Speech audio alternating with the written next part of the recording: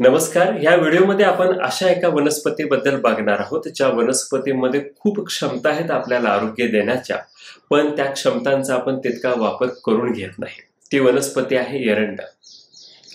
अगदी प्राचीन काळापासून एरंडांचा विविध औषधांच्या मध्ये उपयोग केला जातोय. अगदी अलीकडेपर्यंत तर घरातील लहान मुलांना आठवड्यातून एकदा एरंडेल प्यायला देऊन कृमींचं पतन सुद्धा करून घेतलं जायचं. पण फक्त पोट साफ होणे किंवा कृमींचं पतन होणे इतपतच एरंडांचे उपयोग मर्यादित नसून ह्या वनस्पतीला देवानं अनेक गुणधर्म दिलेले आहेत आणि त्याच्यामुळे विविध आजारांच्या वरती आपण एरंडाचा अगदी चांगला उपयोग करून घेऊ शकतो. आणि आजच्या ह्या व्हिडिओमध्ये आपल्याला नेमकं हेच बघायचं आहे की एरंडाचे प्रचलित उपयोग कोणते आहेत आणि त्याचबरोबर इतरही कोणकोणत्या आजारांच्या मध्ये आपण एरंडाचा वापर करू शकतो. एरंड ह्या वनस्पतीला संस्कृतमध्ये गंधर्व हस्त असं म्हटलं जातं किंवा त्याच्या पानांच्या आकारामुळे त्याला पंचांगुळ सुद्धा म्हटलं जातं. त्याचबरोबर एरंडाला वातारी म्हणजेच वात दोषाचा शत्रू, शरीरामध्ये वाढलेल्या वाताला कमी करणारी वनस्पती म्हणूनही ओळखलं जातं. एरंड चवीला मधुर कटू आहे, थोडक्यात सांगायचं झालं तर गोड, तिखट आणि तुरट अशा चवीचं असतं आणि थोडीशी उष्ण गुणाची ही वनस्पती आहे. ह्याचे जर महत्वाचे उपयोग बघितले तर एरंड वात कमी करायचं काम करतं, त्याचबरोबर अंगावरती आलेली सूज कमी करतं, वेदनांना कमी करतं, त्याचबरोबर अधोभागहर म्हणजेच बेंबीच्या खालती जर दोषांचा संचय आपल्या शरीरामध्ये झालेला असेल तर तो कमी करण्यासाठी सुद्धा एरंड खूप फायदेशीर ठरतं. तसंच आचार्य चरकाचार्यांनी आयुर्वेदामध्ये एरंड तेले विरेचन श्रेष्ठम असं सांगितलेलं आहे. म्हणजेच विरेचन करण्यासाठी एरंड हे सगळ्यात महत्वाचं किंवा चांगलं औषध मानलं जातं. आता थोडं एरंडांच्या उपयोगाबद्दल बोलूया. पहिल्यांदा एरंडाचे आपण बाह्य उपयोग म्हणजे बाहेरून लावण्यासाठी कसं आपण एरंडाचा वापर करू शकतो हे बघू. आपल्याला माहिती आहे की एरंडाच्या तेलामध्ये अनेक गुणधर्म आहेत आणि हे एरंड तेल त्वचेच्या अनेक विकारांच्या मध्ये फायदेशीर ठरतं. जर त्वचा कोरडी पडली असेल, त्वचेवरती रॅशेस आले असतील तर तुम्ही एरंडेल तेल लावू शकता, ज्याच्यामध्ये रॅशेस किंवा कोरडी त्वचा नक्कीच स्निग्ध होऊ शकते. त्याचबरोबर जर तुम्हाला मॉइश्चरायझर म्हणून एरंडाचा वापर करायचा असेल तरीही तो तुम्ही करू शकता, कारण एरंडामध्ये नॅचरली मोनोसॅच्युरेटेड फॅटी ऍसिड असतात आणि त्यामुळं ते एक चांगलं मॉइश्चरायझर म्हणून काम करतं.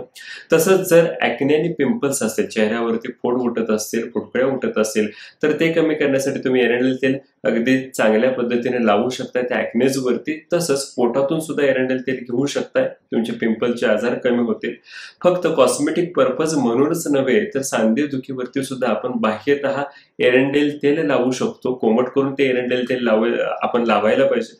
त्याचबरोबर एरंडाची मोठी मोठी पाने घेऊन त्या पानांना जर आपण एरंडाचं तेल लावलं आणि ती पानं जर आपण तव्यावरती थोडा वेळ गरम करायला ठेवली आणि गरम झाल्यानंतर त्या पानांना आपण आपल्या दुखणाऱ्या सांध्याच्या भोवती लावलं तर सांध्याची सूज आणि दुखणं सुद्धा एरंडामुळे कमी होऊ शकतं.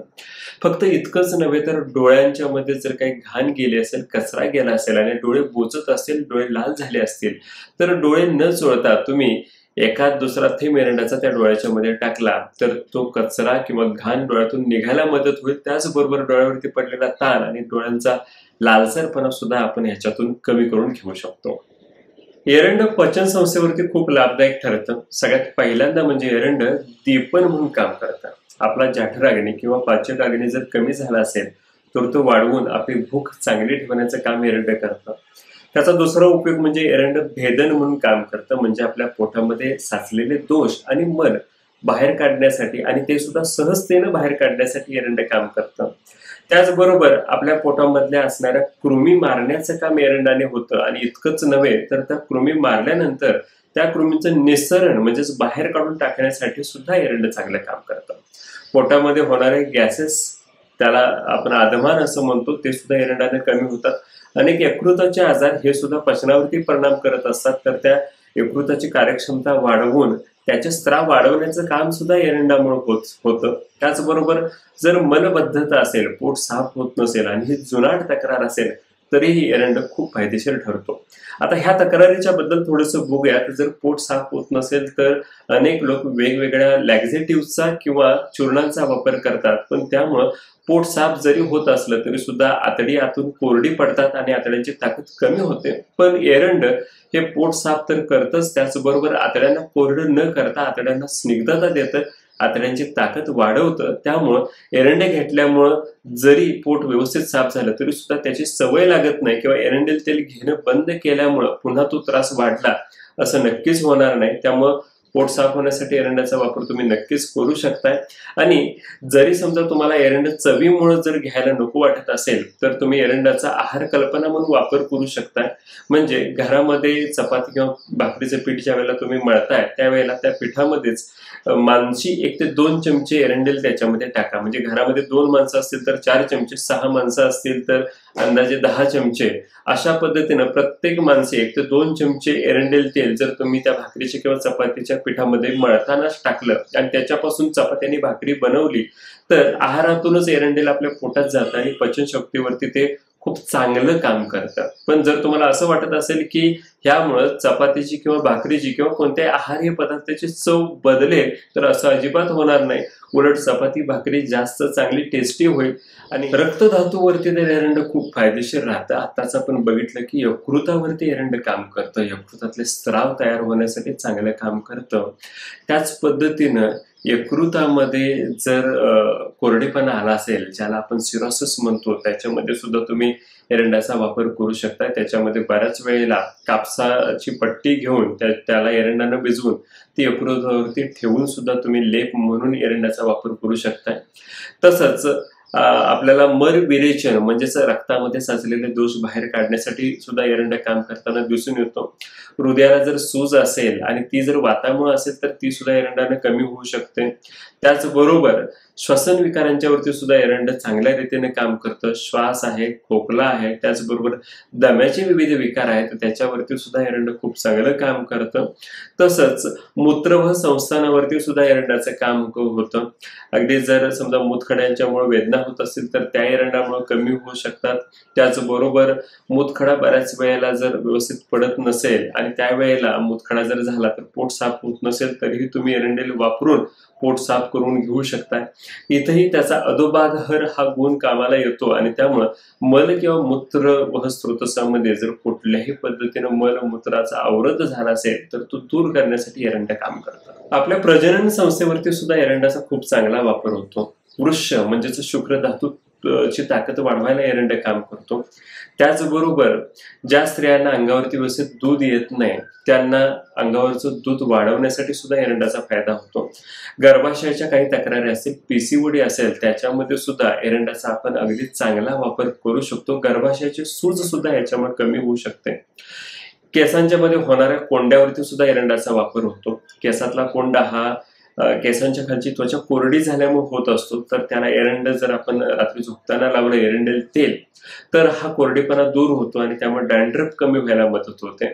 तसंच मज्जा व संस्थानावरती सुद्धा एरंडाचे खूप फायदे आहेत. आपल्या नसांची ताकद वाढण्यासाठी आणि नसांच्यामुळे जर वेदना होत असेल तर त्या कमी करण्याचं काम सुद्धा एरंड करतं. त्याचबरोबर आपल्या स्नायूंचं दुखणं असेल, सगळं अंग दुखत असेल तर आपण एरंड अंगाला लावू शकतो. त्याचबरोबर पोटातून घेऊनही ह्या तक्रारी कमी करू शकतो. तसंच विविध वातविकार, जवळपास वाताचे 80 विकार सांगितलेले आहेत तर त्या सगळ्याच वातविकारांच्या मध्ये एरंडाचं खूप चांगलं काम आपल्याला दिसून येतं. थोडक्यात सांगायला गेलं तर एरंड हे एक नॅचरल पेन किलर म्हणून काम करतं. शरीराची सूज कमी करायचं काम करतं. आम वातामध्ये तर एरंड सगळ्यात महत्वाचा मानलेला आहे. कारण जर अर्थ आमवाताचा संधिवाताचे विकार असतील, अगदी वातरक्त म्हणजेच गाऊट असेल तरीही एरंडेल तेल तिथं लावल्यामुळे ह्या वेदना कमी होतात. त्याचबरोबर तिथली सूज ही कमी होते आणि अशा अनेक व्याधींच्यावरती एरंडाचं काम आपल्या चांगल्या पद्धतीने दिसून येतं. इतकंच नव्हे तर आपल्या मनावरती सुद्धा एरंड चांगलं काम करतं. आपली मेधाशक्ती म्हणजेच आपली ग्रास्पिंग पॉवर वाढवण्यासाठी, त्याचबरोबर स्मृती कर म्हणजे आपली स्मरणशक्ती वाढवण्यासाठी सुद्धा एरंडेल तेलाचा वापर आपण नक्कीच करू शकतो.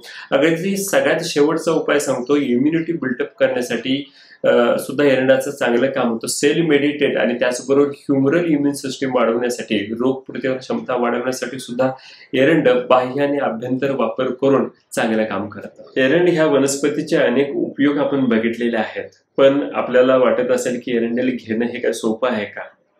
तर बरोबर आहे, एरंडेल घेणं खूप अवघड जातं. त्याच्यामुळं तोंड वेडवाकडं होतं. पण कितीही तोंड वेडवाकडं झालं तरी सुद्धा नंतर निरोगी हास्य देण्याची किमया एरंडच करू शकतं. तुम्हाला जर एरंडेल घ्यायचं असेल, एरंड तेल घ्यायचं असेल, तर सकाळी कोरा चहा करून त्याच्यामध्ये तुम्ही सुंठ किंवा आलं टाकून तो चहा एरंडेल मिक्स करून घेऊ शकता. ते घेणं थोडंसं सोपं जातं. हेही तुम्हाला अवघड वाटत असेल तर जशी आपण मगाशी आहार कल्पना बघितली, म्हणजे चपाती किंवा भाकरीच्या पिठामध्येच टाकून एरंडेल घेतलं, तेही तुम्ही करू शकताय. हेही तुम्हाला जमत नसेल तर आजकाल मार्केटमध्ये एरंडाच्या टॅबलेट, चूर्ण, काढा असे विविध कल्प मिळतात. त्याचाही तुम्ही योग्य पद्धतीने वापर करून घेऊ शकता. पण प्रत्येकाची प्रकृती, प्रत्येकाचं वय आणि त्याच्या शरीराची गरज वेगवेगळी असते. त्यामुळे शक्यतो तुम्ही स्वतःहून एरंड कशा पद्धतीने घ्यायचं हे न ठरवता आयुर्वेदिक वैद्यांच्या मार्गदर्शनाखाली जर एरंड किंवा एरंडाचे विविध कल्प वापरला तर ते खूप चांगलं राहील. त्याच्यातून तुमचे आजारही बरे होतील आणि एरंडामुळे कुठलाही त्रासही तुम्हाला होणार नाही. आजचा व्हिडिओ आपल्याला आवडला असेल तर व्हिडिओ लाईक करा. योग तसंच आयुर्वेदाबद्दलचे असेच अनेक व्हिडिओ ऐकायचे असतील तर आमच्या चॅनलला सबस्क्राईब करा. आता ह्या व्हिडिओमध्ये इथंच थांबतो. धन्यवाद.